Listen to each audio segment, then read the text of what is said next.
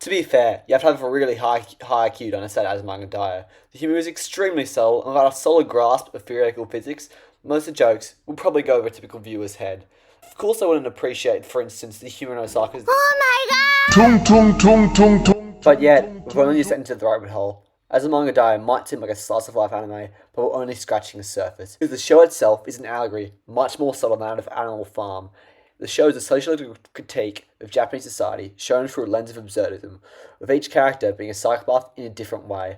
And I guarantee you, half the cast would definitely kill someone in the future. But just a quick heads up before I begin, just like 90% of the Azumanga Daioh fan base, I haven't finished the show. I'm only on episode 8, but because I'm 10 times smarter than the average viewer, I just see things normal people don't. So take what I'm saying with a grain of salt. But anyways, starting off with our main character, Osaka. She clearly suffers from dissociative identity disorder. She develops this disorder by the stereotypes given to her by other students, because she's expected to be a stereotypical Osakan or whatever you call them.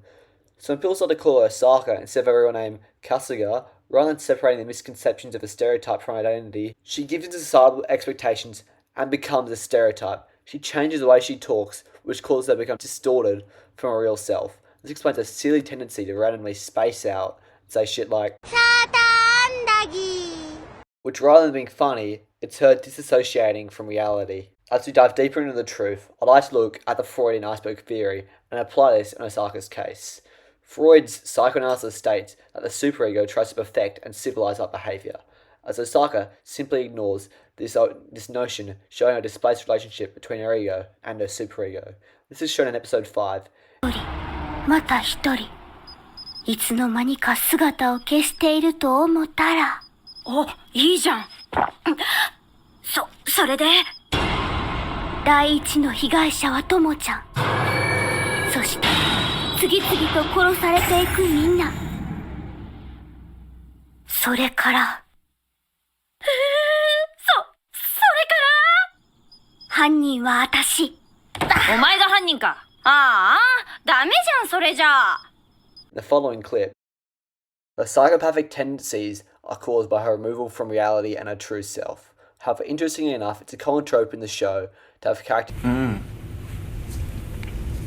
Let's see Paul Allen's card. Tendencies. While on the surface, Tomo looks like your average high schooler who's got ADHD.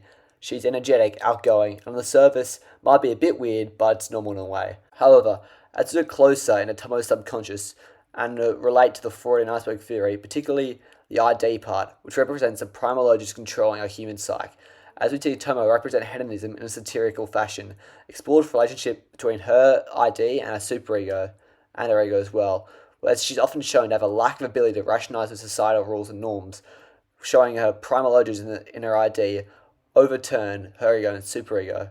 While it's good to be different, this general lack of respect to authority and acting on instincts will get her in trouble with the law in the future.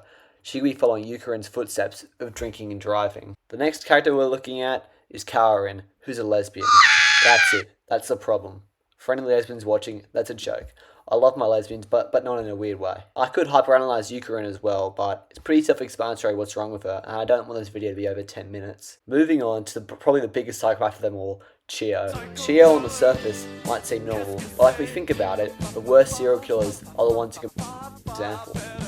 Chiyo's no young Sheldon, so she can pass off as normal. However, she's been often the victim of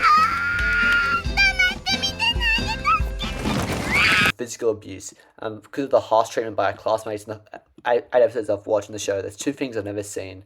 1, her parents, and 2, her show any other emotion aside from grief. The character she's eerily similar with is Yozo from No Longer Human. Both characters are psychopaths who tend to hold up a social mask during the entirety of their childhood, due to the fact that neither of them actually experienced a real childhood.